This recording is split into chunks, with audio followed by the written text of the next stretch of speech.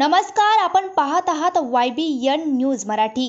तुमचा आवाज बनेल आता तुमची ताकद।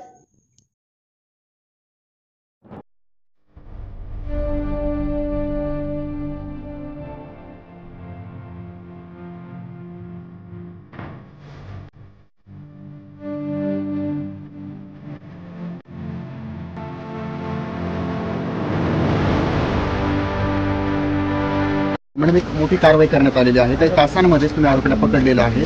काय काय समोर आलं? आता तुम्ही जरा घेऊन फिरता, नेमकं काय करणार? सदर जे आहे आता जे आहे बन्सीलाल नगर एरियामध्ये आपण उभे आहोत। तर 2 दिवसापूर्वी सदरच्या व्यक्तींनी जे आहे इथल्या ज्या महिला आहे आणि ज्या हॉस्टेलच्या मुली आहेत यांना रस्त्यावर जात असताना मागून 2 व्हीलरनी येऊन जे आहे अश्लील पद्धतीने स्पर्श करून तो पळून गेलेला आहे गाडीवरच।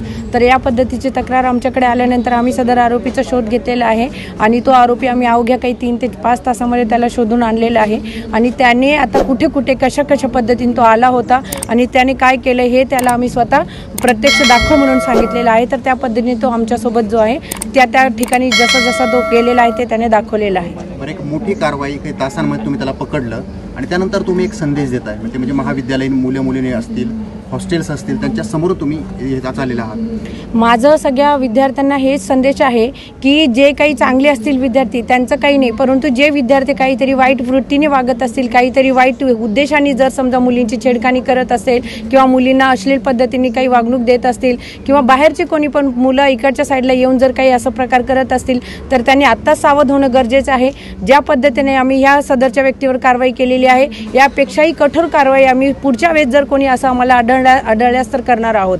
तर त्यामुळे सगळ्यांनी अलर्ट व्हायला पाहिजे आणि कोणीही अशा पद्धतीने वागणूक जर दिली महिलांना, मुलींना किंवा वृद्धांना तर त्यांच्यावर कायदेशीरपणे कडक कारवाई करण्यात येणार आहे।